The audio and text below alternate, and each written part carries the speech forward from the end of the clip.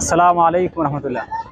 রাসূল করিম সাল্লাল্লাহু আলাইহি সাল্লাম বলেছেন, ইন্নামাল আমালু বিন্নিয়াত, নিশ্চয় প্রত্যেকটি কর্ম নিয়তের উপর নির্ভরশীল। এই নিয়ত অনুযায়ী সবার ফল হবে, যা হবে খাইর হবে। তো এখানে আমাদের সবচেয়ে গুরুত্বপূর্ণ বিষয়, আমরা অনেকে মনে করি যে এতগুলা পথ, এতগুলা বিভ্রান্ত, আমরা কোন পথে থাকবো। এখানে আপনি একটা জিনিস আপনাকে আমি একটা সলিউশন দেই, একটা সাজেশন দেই।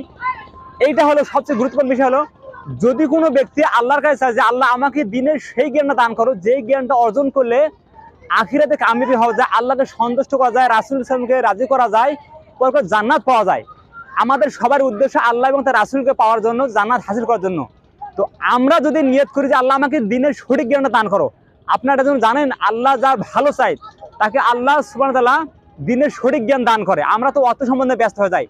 যার আল্লাহ ভালো চায় তাকে দিনের সঠিক জ্ঞান দান করে এবং তাকে একটু কষ্ট দেয়, তাকে একটু দুঃখ দেয়। দুঃখের মধ্যে সুখ আছে। সূরা আলাম নাশরা আয়াত নম্বর 5, আয়াত নম্বর 6, যেটা মানলে থাকবে না কোনো প্রকার ভয়। এখানে আল্লাহ সুবহানাহু ওয়া তাআলা কি কয়, বিসমিল্লাহির রাহমানির রাহিম, ফাইন্না মাআল উসরি ইউসরা, ইন্না মাআল উসরি ইউসরা, নিশ্চয় দুঃখের সাথে স্বস্তি, নিশ্চয় দুঃখের সাথে সুখ রয়েছে।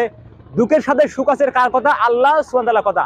তো আমরা অবশ্যই আল্লাহর কাছে সেই দিনটা চাবো যেই দিনের জ্ঞানটা আসলে আমরা পরকাল চিনতে পারি, আল্লাহকে চিনতে পারি, রাসূলকে চিনতে পারি, দিনের সঠিক পথে থাকতে পারি। আসসালামু আলাইকুম রহমতুল্লাহ।